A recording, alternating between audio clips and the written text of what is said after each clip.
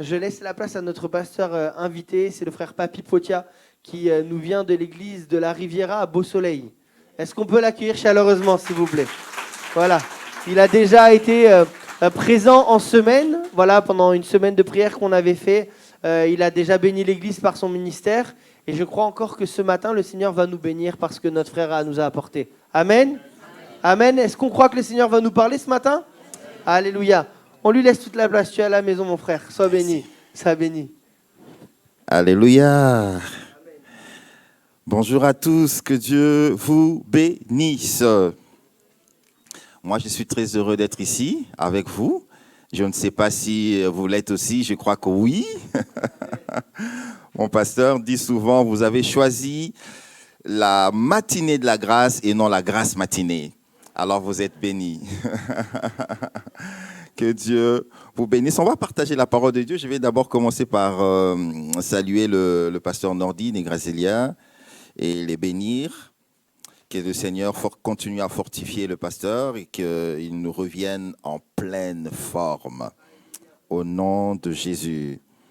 Et je vous transmets aussi les salutations de mon pasteur Stéphane Kadi et mon pasteur Christian. Nous vous aimons par la grâce de Dieu. Vous êtes présents dans nos cœurs. Et nous sommes très heureux de vous avoir comme église sœur. Et quand le pasteur Nordine vient chez nous, il nous fait du bien. Déjà, je vous informe qu'il sera chez nous au mois d'avril.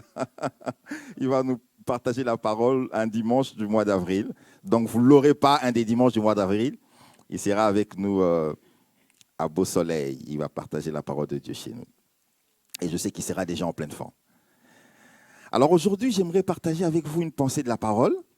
J'aimerais attirer votre attention sur une vérité qui nous est enseignée par le Seigneur lui-même. Et nous avons vu cette vérité, nous la voyons aussi dans le ministère du prophète Élie.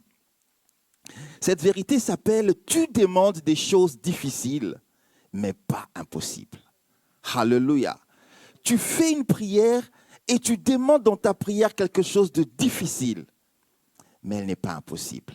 Alors nous allons voir ensemble comment est-ce que lorsque nous demandons à Dieu des choses difficiles, qu'est-ce que nous faisons et qu'est-ce qu'il nous faut pour accéder à l'exaucement de ces prières aux choses difficiles.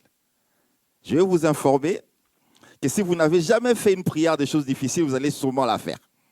Il vous arrivera un moment où vous allez demander à Dieu quelque chose et elle va être difficile à réaliser. Alléluia. Peut-être que vous l'avez déjà vécu. Sinon, vous allez vivre ça. Un moment dans la marche chrétienne, il nous arrive de faire des prières et nous sommes conscients que ce que je demande à Dieu là, c'est dur. C'est dur.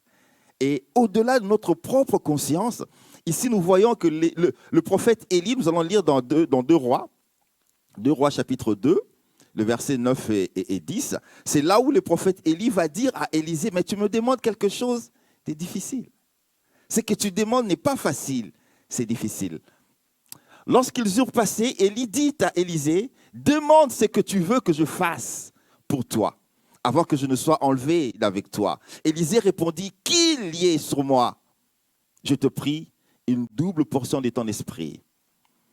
Élie dit, tiens Élisée, tu demandes une chose difficile.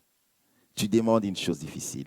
Et heureusement que cet homme était sensible. Il commence, dès qu'il finit le constat de la difficulté dans laquelle Élisée lui mettait, il lui donne la réponse. Directement, il lui donne la solution. Il lui dit, mais si tu me vois pendant que je serai enlevé d'avec toi, cela t'arrivera ainsi. Sinon, ça n'arrivera pas. Seigneur, aide-nous, je te prie, aide-nous à accéder à l'exaucement de nos prières. Seigneur, il nous arrive de demander des choses qui sont difficiles. Il nous arrive d'aspirer aux choses difficiles, compliquées. Mais elles ne sont pas impossibles pour toi. C'est possible qu'aujourd'hui, quelqu'un ici en ces lieux soit exaucé. C'est possible qu'aujourd'hui, quelqu'un ici en ces lieux, en ce moment, soit guéri. C'est possible qu'aujourd'hui, quelqu'un ici en ces lieux rentre dans sa véritable destinée. Il est possible qu'aujourd'hui, quelqu'un reçoive la double portion de l'esprit. qu'il lui faut pour accomplir le ministère auquel il est appelé. Seigneur, exauce-nous, je te prie. Que le Saint-Esprit souffle au milieu de nous, que chacun reçoive sa part. Au nom de Jésus, amen. Alors, c'est quoi la prière des choses difficiles? Quand Élisée demande à Élie de recevoir la double portion de son esprit, Élie a déjà l'instruction de oindre Élisée. Les lecteurs de la Bible se souviennent que Élisée est un serviteur de Élie. Mais que lorsque d'abord Élie dit au Seigneur, je veux partir, je ne suis pas digne, je ne suis pas meilleur que mes pères, je vais quitter le monde à cause de Jézabel. Le Seigneur lui dit, bon, avant que tu ne partes, va oindre Élisée. Donc, dans le plan de Dieu, l'onction est déjà prévue pour Élisée. La chose difficile n'est pas au niveau de Dieu. Au niveau du Seigneur, c'est fait. C'est prévu, c'est arrangé, c'est préparé. Alléluia. Le Seigneur donne l'instruction à Élie, il lui dit, va, tu vas oindre tel comme roi, tu vas oindre tel comme sacrificateur, et tu vas oindre Élisée comme prophète. Élisée ne sait pas que l'onction à laquelle il aspire est déjà préparée par Dieu. Mais il va faire le chemin avec Élie. Il arrive un moment, la Bible déclare, lorsqu'il traverse le Jourdain, il fait la prière. Le prophète Élie lui demande, mais qu'est-ce que tu veux? Parce que moi, je vais partir. Dis-moi, comme ça, je veux libérer la chose et je vais pouvoir partir. Il lui dit, donne-moi la double portion de ton esprit. Il lui dit que la chose est difficile. La première nouvelle que je vais vous donner ce matin, avant que je ne développe un peu plus loin, que la chose difficile l'est pour toi, l'est pour moi, mais elle n'est pas difficile pour Dieu. Parce que Dieu l'a déjà prévu. L'avantage du Seigneur, c'est qu'il nous donne des choses qu'il a préparées d'avance. Il nous fait accéder à des choses qu'il a déjà arrangées d'avance. C'est pour cela que vous allez entendre dans mon message que je ne veux pas parler de l'exaucement, de la prière aux choses difficiles. Je vais plus parler de l'accès à l'exaucement. Alléluia. Parce que l'exaucement existe déjà. Le Seigneur a déjà prévu de te donner cette double portion que tu demandes.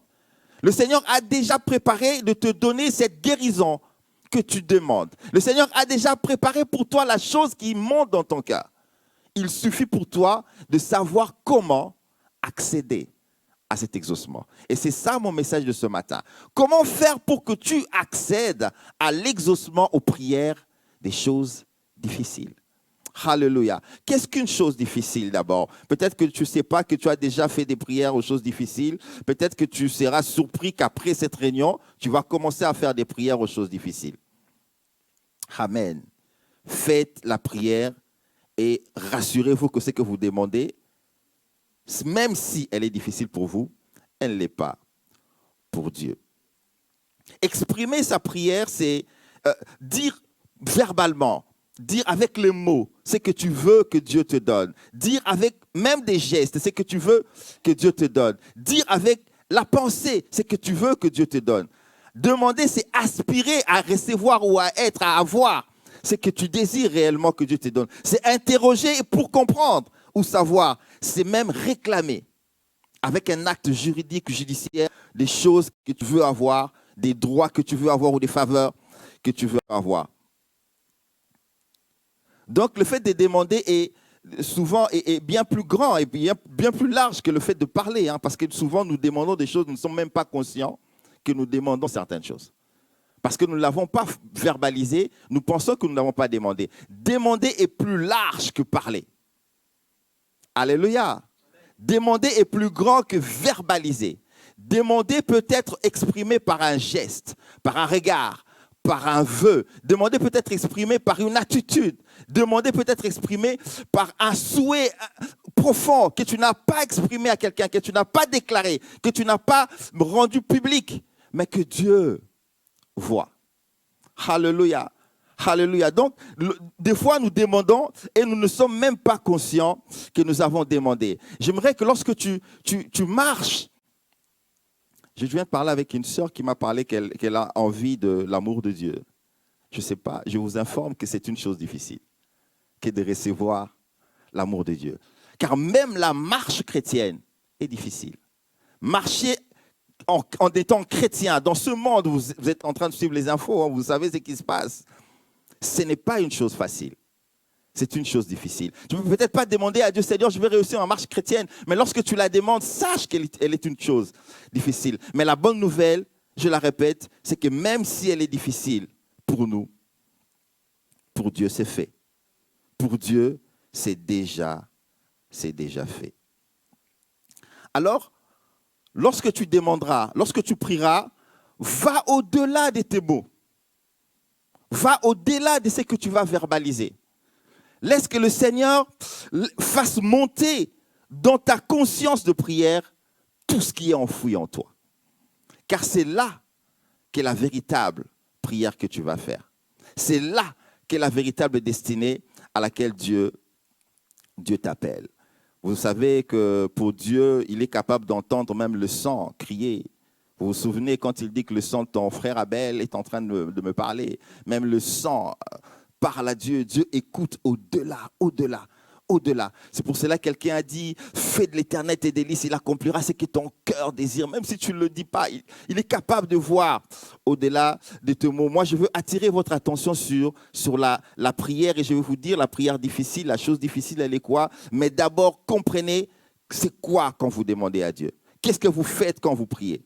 Au-delà de vos mots, allez plus loin. Au nom de Jésus, allez plus loin dans vos prières. Quelqu'un a dit, c'est le prophète Jérémie, il a dit, invoque-moi, je te répondrai. Invoque, je te montrerai les choses que tu ne connais pas. Les choses cachées. Les choses qui ne sont pas montées dans ton cœur, qui ne sont pas arrivées jusqu'à ta bouche. Même, tu n'as même pas pensé à ces choses. Moi, je les ai préparées et je vais te les montrer. Alléluia. Donc, demander est plus large. Saisissez cette pensée, saisissez cette profondeur. Demander des choses, c'est bien plus large que verbaliser ses besoins. Alléluia. Ton corps peut demander des choses alors que tu n'as même pas conscience que ça demande. Ton propre corps, ta propre famille, tes propres projets peuvent demander à Dieu des choses alors que toi-même, tu n'as pas conscience que ça demande à Dieu. Demander est plus grand. Alors, c'est quoi une chose difficile? Pour que tu saches réellement dans quoi tu es. Une chose difficile, c'est ce qui est dur à obtenir, malaisé, pénible, inaccessible, laborieux et exigeant. C'est ce qui requiert des efforts considérables. C'est ce qui ne peut être atteint au regard des ressources disponibles. C'est que tu ne peux pas atteindre par ce que tu as comme ressources. Les ressources disponibles, comme par exemple l'intelligence, tu n'es pas assez informé pour atteindre les objectifs que tu veux atteindre. Des ressources disponibles spirituellement, tu es peut-être un peu faible encore. Tu ne sais pas encore certaines choses, tu ne détiens pas certaines vérités spirituelles, mais la demande des choses là, la demande que ton corps, que ton âme, que ton esprit, que tes entreprises sont en train de faire sont difficiles. Parce que ça requiert, ça te demande d'avoir spirituellement un niveau que tu n'as pas. Alléluia. Des ressources matérielles, tu as peu ou pas de matériel équivalent à tes besoins. Des ressources financières, tu as peu d'argent, tu n'as pas d'argent pour accéder aux choses difficiles que tu demandes à Dieu. Des ressources relationnelles, tu ne connais pas suffisamment des gens qui peuvent te faire aller là où tu veux aller. Il y a un passage de la Bible que j'aime beaucoup dans Psaume 61, quand David dit à Dieu, emmène-moi vers les hauteurs que je ne peux atteindre. Il s'agit du roi David. Il arrive devant une situation, il se rend compte que même sa royauté n'est pas une ressource suffisante pour le faire atteindre le royaume ou le rocher qu'il veut atteindre. Même sa position de roi, sa position de guerrier, le grand David, il réalise que je ne connais personne qui sache m'emmener là où je veux aller, là où je dois aller. Alors il crie à Dieu. Ça, c'est une prière d'une chose difficile. Seigneur, emmène-moi vers les hauteurs, vers le rocher que je ne peux atteindre. Donc ta prière difficile peut te rencontrer ou définir ou se situer parmi les choses difficiles parce qu'il te manque des ressources physiques. La santé est une ressource. Si tu manques la santé, il y a des choses auxquelles tu ne peux accéder. Elles deviennent difficiles pour toi. à cause de la santé. Il y a le temps, les ressources temporelles. Tu n'as pas de temps, tu es trop jeune, tu es trop faible ou tu es trop vieux, c'est trop tard. Dieu peut te faire accéder à des choses que ton temps, que ton heure, que ton âge est incapable de te donner. Il y a un homme dans la Bible qui est devenu roi à l'âge de 8 ans. Trop tôt. Trop tôt, il n'est pas équipé. Il est encore un enfant, mais il devient roi. Il doit assumer la charge, la responsabilité de la royauté. Trop tôt. Il y a des gens qui ont été appelés vieux à avoir des enfants. Vous connaissez l'histoire d'Abraham et sa femme Sarah. Trop tard, mais l'appel de Dieu, la chose difficile. Je ne sais pas si vous avez compris mon introduction. Je ne suis pas sûr que vous l'avez comprise. Je suis en train de vous dire que vos prières vont aller au-delà de ce à quoi vous-même vous aspirez. Le projet de devenir père d'une multitude pour Abraham, ce n'était pas son projet. C'était le projet de Dieu. C'est Dieu qui est allé le chercher dans le pays de son père et qu'il a dit, sors de ton pays, sors de ta nation, sors de ta famille. Je ferai de toi une multitude. Il est entré dans le projet de Dieu et c'est devenu sa prière à lui. Il a commencé à prier ainsi, Seigneur, voilà ma maison, je n'ai pas d'héritier. Il est entré dans le plan de Dieu. Et le plan de Dieu est devenu sa prière. Tu n'es peut-être pas conscient, Église de Cannes-sur-Mer, vous n'êtes peut-être pas encore conscient de ce à quoi Dieu vous destine. Des défis que vous devez relever. Des victoires que vous devez remporter. Même si elles vont vous paraître difficiles lorsque vous en aurez conscience, sachez qu'il s'agit des plans de Dieu. C'est ça ce que je suis en train de vous dire ce matin. Même si tu te dis, moi ma vie s'arrête là, je n'ai plus d'ambition pour ma vie. Il ne s'agit pas de tes propres prières. Il s'agit des plans de Dieu. Elles vont être difficiles par rapport à ton âge, par rapport à ton instruction, par rapport à tes ressources financières, matérielles, spirituelles. Elles vont être difficiles par rapport à toi, mais elles ne le seront pas par rapport à Dieu.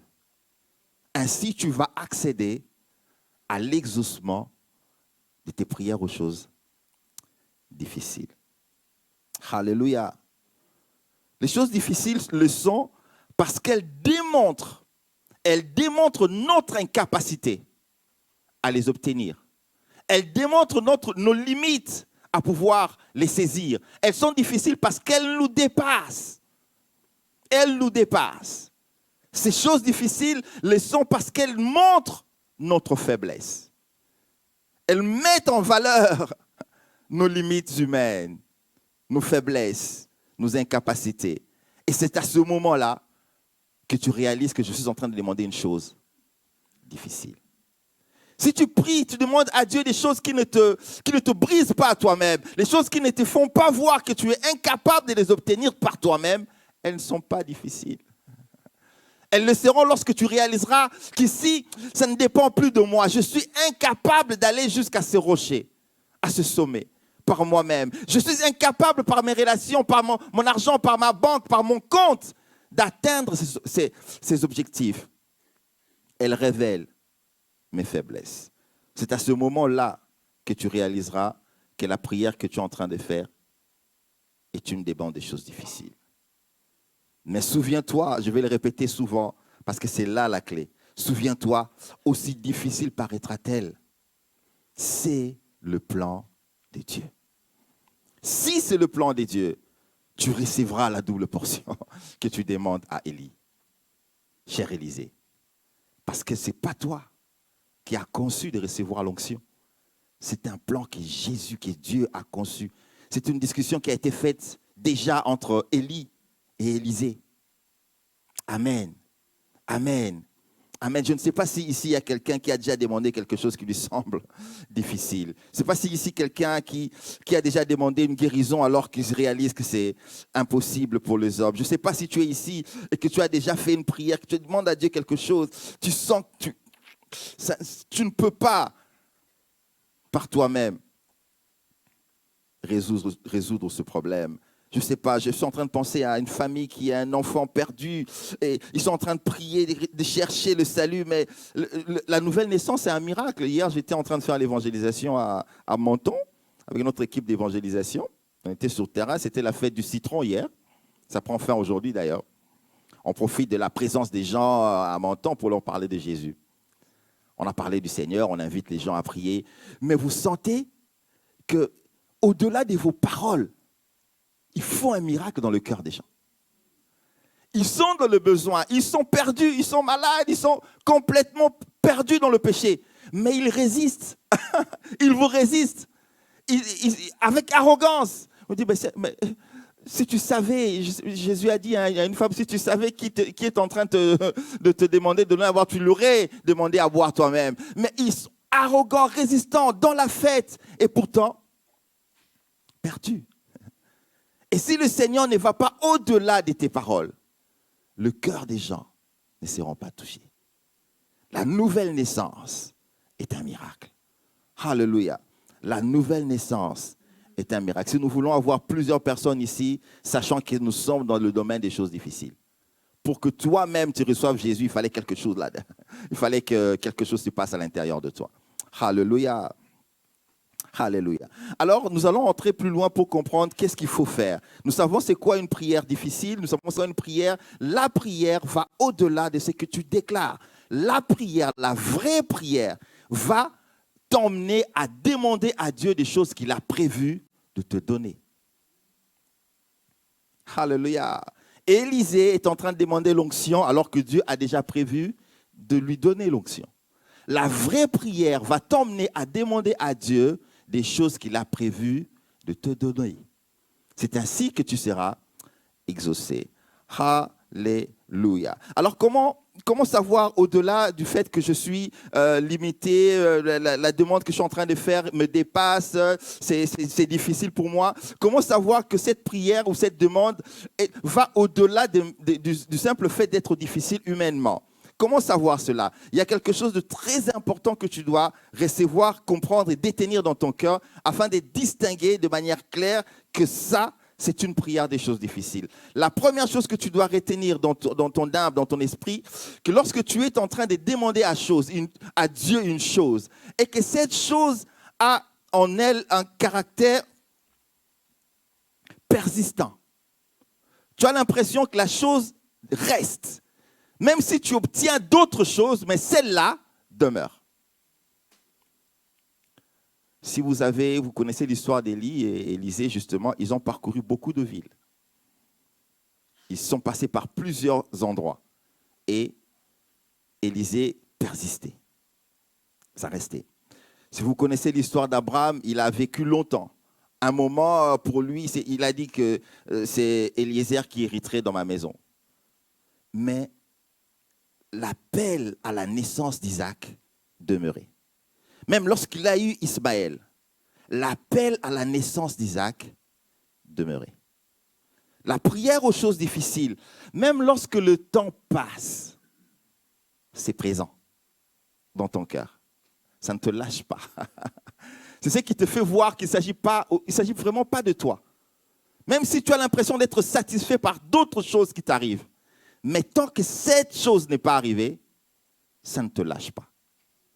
Si tu es là et que tu as passé du temps à demander à Dieu une chose et tu ne l'as pas encore reçue, si la demande, si le besoin est encore vivant dans ton cœur, ça fait partie des choses que Dieu a prévu de te donner. Alléluia. La prière des choses difficiles reste présente dans nos cœurs et se distingue d'autres exaucements. La prière des choses difficiles ne s'efface pas parce que tu as reçu d'autres choses, parce que tu as accompli d'autres choses, parce que tu as réalisé d'autres choses. Si Dieu t'appelle au ministère, même si tu deviens un politique, ça va demeurer dans ton cœur. Cet appel ne s'effacera pas parce que tu as réalisé d'autres choses. Retenons cela. La deuxième chose, c'est que la prière aux choses difficiles ouvre ta destinée. C'est l'exaucement à cette prière qui va te faire devenir qui tu es censé être. Je connais un homme qui a au-delà de la cinquantaine. Il nous dit, cet homme, qu'il est en train de... Il a l'impression qu'il est en retard, que sa vie n'est pas celle qu'il a vécue. Alors qu'il a réalisé des choses. Hein. Nous, on est admiratifs, on le voit, on dit, check. Il dit, non, non, j'ai l'impression que je n'ai pas... Mais qu'est-ce qui te fait dire ça? Je n'ai pas répondu à l'appel de Dieu. J'ai fait des choses, j'ai entrepris, je suis un entrepreneur prospère, mais j'ai l'impression que ma vie n'est pas celle qu'elle devrait être, parce que je n'ai pas répondu à l'appel. Dieu a commencé à l'appeler il y a 30 ans, mais il renvoie plus tard. Il renvoie plus tard. Seigneur, je vais d'abord étudier. Seigneur, je vais d'abord entreprendre. Je vais d'abord me marier. Il obtient ces choses. Il avance dans la vie. Mais tant que le ministère auquel il a été appelé n'a pas commencé, il a toujours l'impression qu'il n'a pas encore vécu sa vie. C'est ça, l'exaucement aux prières difficiles. Tant que cette prière n'était pas encore donnée, tant que tu n'as pas encore remporté cette victoire, tu auras l'impression que ta destinée n'est pas encore celle que tu es en train de vivre. Alléluia. Je sais que je parle à quelqu'un. Je sais que je parle à quelqu'un. L'exaucement aux prières difficiles vous font accéder à votre destinée. Si vous n'avez pas encore obtenu l'exaucement à cette prière, vous aurez l'impression de vivre une vie non accomplie. Amen. Abraham est devenu Abraham, père, lorsque Isaac est né. Ismaël était né, mais il n'était pas encore Abraham. Il l'est devenu lorsque Isaac est né. Il a eu d'autres enfants après, mais c'est Isaac qui a honoré le nom d'Abraham. Sarai est devenue Sarah lorsque Isaac est né. Alors, ne repousse pas plus tard le défi d'accéder à l'exaucement de ta prière difficile. Ne dis pas c'est trop dur, je vais le faire plus tard. C'est trop dur. Non, ne repousse pas plus loin. Non.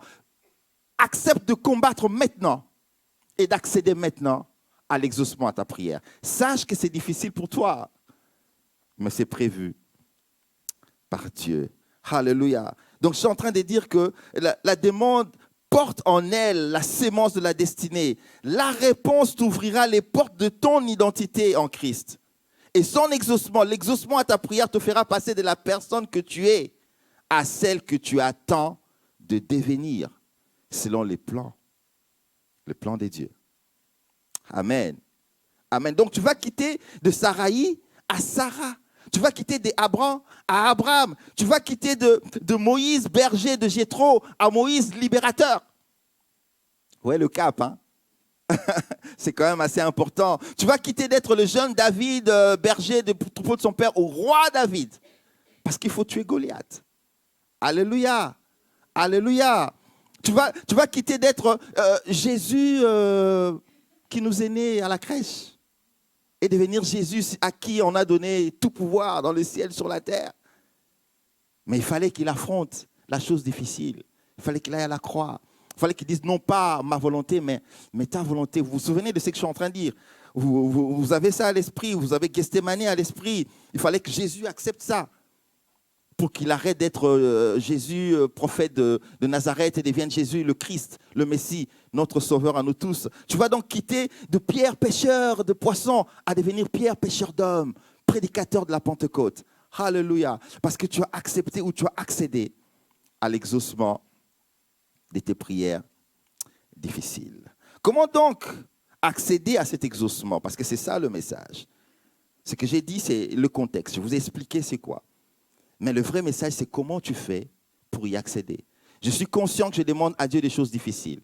Je suis conscient que si j'accède à l'exaucement, mon identité s'épanouit. Je suis conscient qu'elles sont difficiles, ces choses, parce que je n'ai pas les ressources moi-même pour pouvoir les résoudre. Mais Dieu les a. Mais quelle est ma part? Qu'est-ce que je dois faire, moi, pour que j'accède à l'exaucement aux prières des choses difficiles?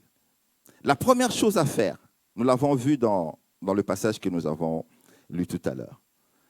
Le prophète Élie dit à Élisée, si tu vois. J'aimerais que quelqu'un répète après moi, si tu vois. Si tu me vois, si tu me vois partir, si tu vois ce qui va se passer, alors tu auras ce que tu demandes. Ça, c'est la première instruction que le prophète Élie donne. Et j'aimerais partager avec vous ce que ça veut dire, pour que chacun d'entre nous réalise en vérité cette parole adressée à Élie, à Élisée, veut dire réellement quoi. Si tu me vois monter, voir est donc indispensable à l'accès à l'exaucement. Voir est indispensable. Si tu ne vois pas, Élisée, si tu ne me vois pas partir, tu n'accéderas pas à l'exaucement à ta prière. Peut-être qu'il allait être au loin plus tard, je ne sais pas comment Dieu allait se débrouiller, peut-être qu'une génération allait passer, je ne sais pas. Mais en tout cas, on lui a dit ce qu'il fallait faire. Alors voir veut dire quoi? Je vais aller vite parce qu'on doit avoir un petit temps de prière quand même. Voir, dans ce contexte, veut dire en hébreu raha. C'est écrit raha. Raha, c'est R-A, apostrophe A-H-A. En lisant ce mot, ça va au-delà du simple fait de percevoir visuellement, de voir avec ses yeux. C'est bien plus profond que ça. Je vais vous dire ce que ça veut dire. Raha, en hébreu, veut dire regarder de manière à réaliser. Prêter attention, regarder pour comprendre. Considérer attentivement, avoir une vision, ceci de manière à s'identifier à ce qui se passe. Je vais reprendre. Raha veut dire, donc le voir dont il est en train de parler là. Il ne le disait pas simplement si tes yeux perçoivent. Il était en train de lui dire ceci. Il est en train de dire à Élisée, si avant que je ne parte, tu arrives à Raha, à regarder de manière à réaliser. Si tu arrives à prêter attention et regarder pour comprendre ce qui se passe. Si tu arrives à considérer attentivement, à voir la vision de manière à t'identifier à ce qui se passe, alors tu recevras la double portion. Vous voyez que c'est bien plus grand que voir comme je vous vois. C'est bien plus grand que voir comme vous me voyez. Il dit à Élisée, si tu arrives à Raha, ce qui va se passer autour de moi. Et ce n'était pas une disparition instinctive comme ça. Il a vu des choses. Il a vu la char en feu. Il a vu Élisée monter. Il a vu les chevaux en train de le prendre. Il a vu le manteau descendre. Il s'est identifié. Si tu vois de manière à t'identifier à ce qui se passe, si tu vois l'exaucement de ta prière de manière à t'identifier à cet exaucement-là, tu verras la chose s'accomplir. Alléluia. Donc, demander ne suffit pas. Il faut demander et voir l'exaucement. Alléluia. Il faut que lorsque tu demandes une chose et que tu réalises que c'est difficile, tu dois passer de l'étape de la demande à l'étape de la vision de la chose, de la vision de l'exaucement. Il faut que tu vois ce que Dieu a prévu de faire avec toi. Il faut que tu t'identifies à ce que Dieu a prévu de donner comme exaucement. Il faut que tu ailles plus loin. Alléluia. Si tu fais ces choses, tu auras l'exaucement. Amen. Si tu raras, tu auras l'exaucement. Si tu arrives à voir et à t'identifier, si tu arrives à voir et à comprendre ce qui se passe. Avant que, je vais beaucoup revenir sur Sarah et Abraham. Avant que Sarah n'ait Isaac, une année avant, la Bible déclare que le Seigneur visite Abraham. Le Seigneur visite Abraham et il parle à Abraham. Et Sarah est dans l'autre chambre. Sarah entend ce qui s'est dit entre l'ange de l'Éternel et Abraham. L'ange de l'Éternel dit à Abraham, je vais revenir l'année prochaine, tu auras Isaac. N'oubliez pas, Ismaël est déjà né, il est ado. Pour Abraham, naturellement, il n'y a plus de question. Il y a un héritier. Dans la dimension de Abraham, la dimension naturelle de Abraham, la question ne se pose plus.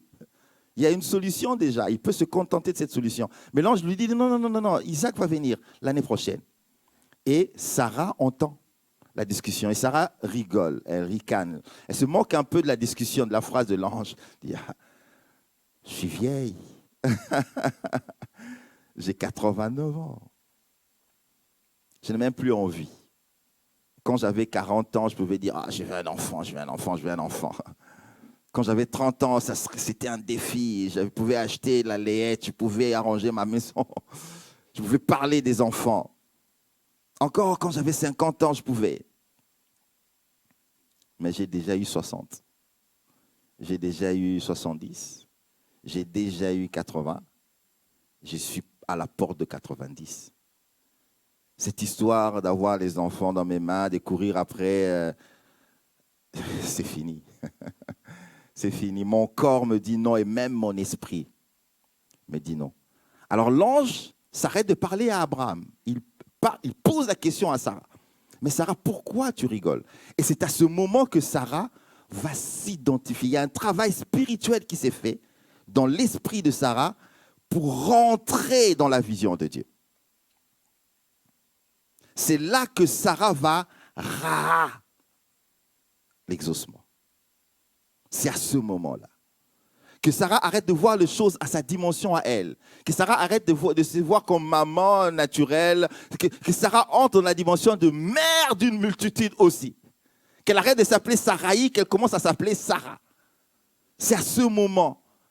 N'oubliez pas que c'est la personne qui est stérile, ce n'est pas Abraham, c'est Sarah. Le vrai travail ne se fait pas dans Abraham, ça se fait dans Sarah. La transformation se fait dans Sarah.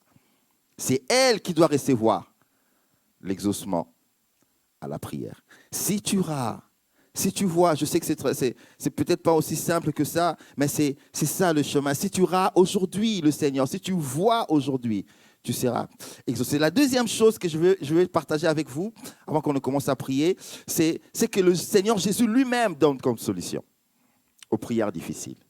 La première solution, c'est celle que Élisée reçoit de la part de Élie. La deuxième solution, c'est celle que l'Église reçoit de la part du Maître.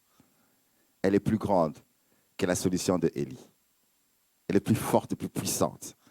Elle est plus glorieuse que la solution de Élie. Parce qu'elle contient en son sein la démarche d'Élie. Il se passe quelque chose dans Marc 11. On va lire ce passage et je vais prier avec vous en ayant ce passage à l'esprit.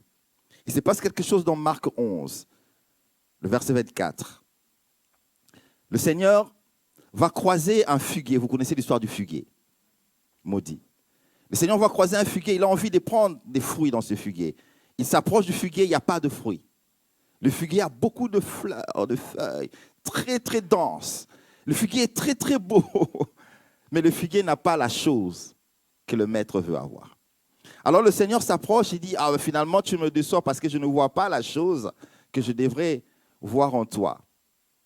Alors plus personne ne prendra de toi le fruit que tu es censé porter, que tu étais censé avoir en ce moment.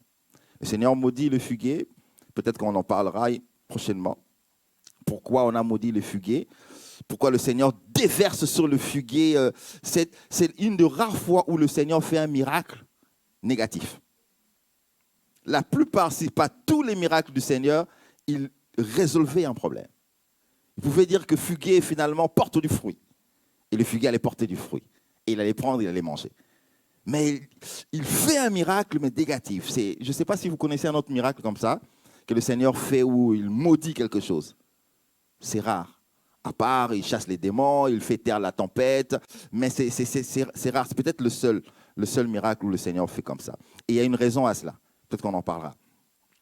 Alors le Seigneur vient, il dit, figuier, plus personne ne mangera de ton fruit, et le figuier va sécher. Pas tout de suite. Toute la soirée, le figuier sèche. Les apôtres vont revenir avec le Seigneur le lendemain matin. Ils vont passer par la même route. Et ils vont constater que le figuier a séché. Les apôtres sont intrigués, ils viennent voir le maître et disent, mais Seigneur, le figuier auquel tu as parlé, que tu as maudit hier, a complètement séché. Qu'est-ce qui s'est passé? Alors le Seigneur va leur donner la clé, peut-être la clé la plus puissante qui puisse exister pour l'Église. Le Seigneur va leur dire, c'est pourquoi je vous dis, tout ce que vous demanderez en priant, croyez que vous l'avez reçu. Et vous le verrez s'accomplir. Je ne sais pas si vous réalisez la puissance de ces mots. Je ne sais pas si vous êtes en train de la force de ces paroles. La circonstance ne se prêtait peut-être pas. Le Seigneur venait de découvrir dans le temple qu'il y avait du désordre, qu'il y avait des vendeurs. C'est dans ces contextes-là. Que dans les temples étaient remplis des choses qui ne devraient pas se trouver. Il rentre, il maudit le figuier le jour après et c'est là qu'il va aller fouetter les gens dans le temple. Mais il donne aux apôtres la solution. Il donne aux apôtres la clé. Il leur dit, si vous demandez, même si la chose est difficile, quand vous aurez prié, quand vous aurez demandé, tout ce que vous demanderez, je ne sais pas c'est quoi ton défi ce matin. Je ne sais pas c'est quoi ta prière ce matin. Qu'est-ce que ton cœur est en train de demander à Dieu? Qu'est-ce que ton corps est en train de demander à Dieu? Qu'est-ce que ton sang est en train de demander à Dieu? Qu'est-ce que ta famille est en train de demander à Dieu? Tes prières, rappelle-toi, vont au-delà de tes propres mots. Qu'est-ce que ta destinée est en train de demander à Dieu? Qu'est-ce que ton appel, ton ministère est en train de demander à Dieu? Qu'est-ce que ton identité réelle, spirituelle, est en train de demander à Dieu? Qu'est-ce que ton passé est en train de demander à Dieu? Le sang d'Abel crie plus fort et demande vengeance. Dans le passé, qu'est-ce qu'il demande? Qu'est-ce que ton présent, qu'est-ce que ta blessure intérieure est en train de demander à Dieu? Qu'est-ce que la déception de la vie est en train de demander à Dieu? De ta vie par rapport à toi-même est en train de demander à Dieu. Jésus dit aux apôtres, tout ce que vous demanderez, tout ce que vous allez formuler dans vos prières et tout ce que vous n'allez même pas formuler dans vos prières. La clé, c'est croyez et vous les verrez s'accomplir. Croyez et vous les verrez s'accomplir. On a l'impression de se dire que non, c'est trop facile. C'est un peu trop facile, mais croyez comme pour, si tu vois, on dirait qu'il y a une profondeur dans les paroles de Jésus qu'on n'a pas saisie. En écoutant simplement, croyez et vous les verrez s'accomplir. Alors j'ai essayé de faire une petite recherche, je vais partager avec vous la recherche et on va prier. J'ai essayé de comprendre qu'est-ce que Jésus disait quand il disait croyez. Quel est le mot qu'il a utilisé? En hébreu, le mot qu'il a utilisé, c'est emuna. Emuna. Pour voir, le prophète Élie avait utilisé le mot Ra'a. Pour croire, le maître utilise le mot emuna. Alors, emuna veut dire quoi? Quand le Seigneur dit croyez, ça veut dire quoi? Ça veut dire croire en un être supérieur qui vienne ôter mes obstacles. Croire de manière continuelle. C'est ce que veut dire Emouna. La première chose, c'est croire que quelqu'un de supérieur à moi viendrait pour me sauver. La deuxième chose, ça veut dire que je veux continuer à croire continuellement, sans m'arrêter. C'est peut-être là où nous échouons. Avoir confiance pleinement, donc s'abandonner. Et croire fidèlement, malgré l'opposition. C'est ce que veut dire le mot Emouna. J'aimerais nous inviter à prier. On va se lever, on va prier ensemble.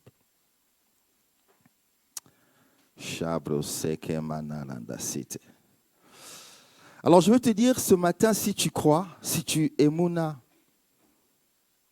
si tu crois de manière à t'abandonner pleinement, si tu regardes à un être qui est supérieur à toi, donc Dieu, si tu crois fidèlement et continuellement, malgré Fidèlement et continuellement, c'est ça. Ça s'attaque à l'opposition.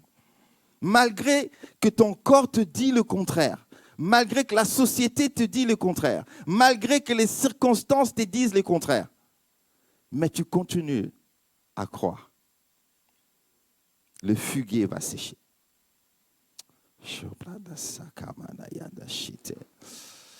J'aimerais que tu te lèves. On va prier. On va prier peut-être pendant 5 minutes, mais ça va suffire. La seule chose que je te demande ce matin, c'est que tu rentres en toi et que tu commences à réaliser que ces choses qui t'ont échappé pendant toutes ces années, que la dimension à laquelle tu aspires, des fois tu rêves de ces choses, mais lorsque tu rentres dans ta réalité, tu réalises que non, c'est trop loin. Je n'ai pas le background suffisant pour affronter cette dimension. Je n'ai pas l'instruction qu'il faut. Je n'ai pas été à l'école qu'il faut. Je n'ai pas appris des choses qu'il faut. Je ne suis pas de la famille qu'il faut. Je ne porte pas le nom qu'il faut. Je ne viens pas du milieu qu'il faut pour atteindre cette dimension.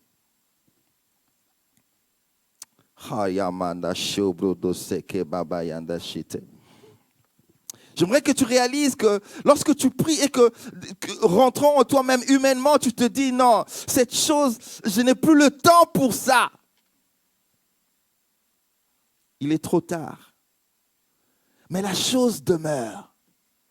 Même si tu as dit plusieurs fois, non, j'ai plus le temps, je ne saurai plus. Mais au-dedans de toi, dans ton cœur, tous les jours, tu te dis, mais pourquoi je ne sors pas de ça? Pourquoi est-ce que ça continue à monter dans mon cœur? Alors que physiquement, financièrement, matériellement, spirituellement, humainement, ce n'est plus possible. Si tu as une telle prière dans ta vie, j'aimerais t'inviter à réaliser l'exaucement, à regarder ce que Dieu a prévu de faire pour toi. À regarder comme Élisée a regardé l'enlèvement de Élie. À voir spirituellement ce que Jésus a prévu de réaliser. À t'identifier à ce que Dieu a prévu de te donner. Si tu es ici et que tu as déjà, et que tu es en train de faire cette prière, tu es en train de te dire, Seigneur, je veux aller là-bas, mais cette montagne, ce sommet est trop haut pour moi. La seule personne qui peut m'y emmener, c'est toi. Tu peux crier comme David, emmène-moi vers le rocher, vers le sommet, vers la montagne que je ne peux atteindre tout seul. Mais je veux croire. Je veux croire que ça va arriver. Je veux croire que tu prendras un chemin que je ne connais pas. Que tu me montreras comme tu as prévu de montrer à Jérémie des choses cachées, des choses que je ne connais pas. Si tu fais cette prière pour ta santé, pour ton corps, dis Seigneur, mais les médecins ont déjà dit que c'est terminé. Là, il faut un miracle. Il faut que je croie et que je m'appuie à quelqu'un de supérieur à moi, de supérieur à la médecine. Il faut que je m'attache à quelqu'un qui a des compétences que je n'ai pas pour que j'accède à la guérison. J'aimerais t'inviter à prier avec nous ce matin.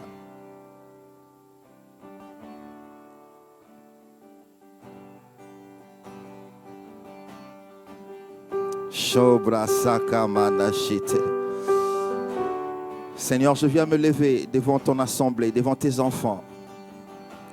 Je viens dire que les paroles que j'ai prononcées aujourd'hui ne sont pas miennes, ce sont tes paroles. Que les prières que les uns et les autres sont en train de faire dans le secret alors que personne n'entend, si ce n'est que toi, ont leur exaucement prévu d'avance. La Bible déclare que le Seigneur a prévu des choses, a préparé des choses que nous devons accomplir. Ces choses sont préparées. Alors je viens prier pour que chacun ici présent, qui a écouté cette parole et qui croit et qui voit dans son esprit l'accomplissement, la préparation, l'exaucement. Maintenant que toutes les murailles qui l'empêchent à accéder à ton exaucement tombent. Maintenant, Car Seigneur, tu as des choses à accomplir dans nos vies. Tu n'as pas encore terminé. Tu n'as pas fini.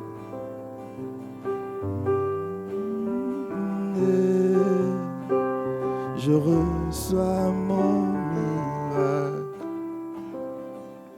Le Seigneur le fait dans ma vie, plus aucun délai. Je reçois mon miracle. Le Seigneur le fait dans ma vie, plus aucun délai. Je reçois mon miracle. Le Seigneur le fait dans ma santé, sur aucun délai. Je reçois mon miracle. Le Seigneur le fait dans mon église, dans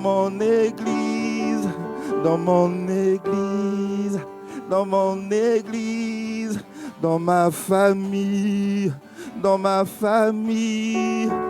dans mon corps, dans mon ministère, dans ma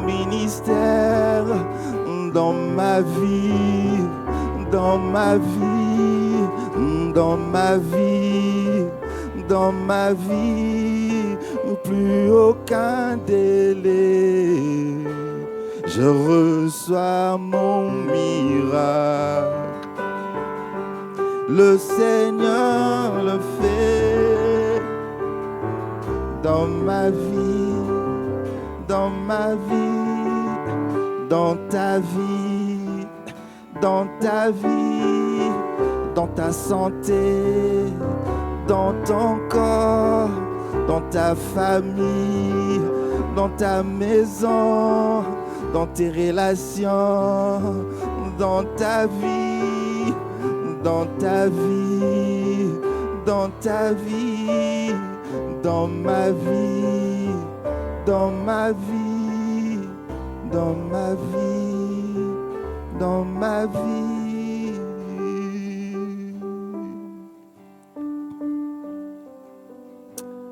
En ton nom, Jésus, je déclare ces paroles. Que les portes qui ont été fermées, qui ont empêché l'accès à l'exaucement, se brisent maintenant. Au nom de Jésus. La Bible déclare, portes éternelles, élevez vos linteaux et laissez passer le roi de gloire. Laisse que dans ta vie, les portes qui t'empêchaient, qui ont empêché à l'exaucement d'arriver à toi, soient brisées. Et je viens maintenant déclarer que tout ce qui a été élevé dans le lieu céleste pour t'empêcher et empêcher l'exaucement de t'atteindre soit terrassé. Au nom de Jésus. Que les anges qui se sont levés contre l'exaucement, comme l'ange de Père s'était levé contre l'exaucement de Daniel, soient terrassés. Afin que tu accèdes à cette chose difficile. C'est possible au nom de Jésus. C'est possible Cannes-sur-Mer au nom de Jésus. C'est possible que des milliers viennent ici et soient sauvés au nom de Jésus. C'est possible que dans ta maison, la lumière de Dieu brille au nom de Jésus. C'est possible que lorsque tu témoignes, tu parles avec autorité au nom de Jésus. C'est possible que lorsque tu marches en vainqueur. Que ce péché qui te brise, tu te dis Seigneur, mais finalement je vais mourir avec ce péché. Je vais mourir avec cette addiction. Que cette addiction, la cigarette, je ne sais pas quoi, t'arrête maintenant et s'arrête dans ta vie. Tu t'es dit c'est trop dur. C'est trop dur, je n'arrive pas. Je t'informe aujourd'hui que ce que tu penses être dur pour toi ne l'est pas pour Dieu. Il va le faire parce qu'il a prévu de le faire. Au nom de Jésus. Là où tu as abandonné le combat, tu t'es dit c'est passé, c'est trop tard. Je n'accomplirai plus cette vision. Je vais te dire que la vision ne vient pas de toi. Ton propre corps, ton esprit sont en train de demander à Dieu l'accomplissement. Même lorsque tu te tais, la prière est là. Même lorsque tu abandonnes ta famille, tes entrailles, tes enfants et les arrière-enfants le demandent. Il faut qu'Isaac naisse dans ta vie. Même si tu as Ismaël, tu as des choses, tu as accompli des choses, mais la chose de l'appel doit arriver. Je déclare au nom de Jésus que le travail qui a été fait en Sarah pour qu'elle transforme sa vision et qu'elle dise Seigneur, je ne ris pas, qu'il me soit fait. Que ce travail spirituel se fasse en toi, sans aucun délai. Le Seigneur l'accomplit dans ta vie. Le Seigneur l'accomplit dans ta vie. Que tes prières, que tes vœux, que tes souhaits, que tu as arrêté de souhaiter, d'exprimer, de manifester, reviennent en toi. Au nom de Jésus-Christ. Car il y a des victoires à remporter, il y a des prix à gagner. Cette année est une année où tu vas marcher en liberté. On est au début et tu dois arriver à la fin et te dire voilà, les choses sont arrivées telles que le Seigneur les avait prévues. Au nom de Jésus. Amen. Amen. Soyez bénis. On peut se rasseoir. Alléluia. Que le nom du Seigneur soit béni. Amen. Qu'on puisse garder vraiment ces choses dans nos cœurs. Alléluia. Qu'on puisse garder ces choses dans nos cœurs et croire que ce matin, le Seigneur exauce les prières que Dieu nous donne et croire comme notre frère l'a dit. Croire en saisissant ces choses. En croyant que ces choses que nous avons demandées, nous les avons déjà reçues. Et agir, nous comporter en conséquence. Je crois que toute l'introduction aussi du message allait dans ce sens-là. Si tu veux être guéri, si tu veux être délivré, il faut que tu agisses en conséquence de ce que ta foi te dicte. Et beaucoup de fois, le Seigneur va dire qu'il te soit fait selon ta foi. Il ne s'agit pas seulement de la prière du frère, il ne s'agit pas de l'onction de l'un ou de l'autre pour la prière, il s'agit de ta position en conséquence de ce que tu as reçu ce matin. Et ta position ne signifie pas seulement une pensée psychologique, une réflexion mentale. Ce n'est pas seulement une méthode. Cette position, c'est vivre en conséquence de ce que tu crois vrai.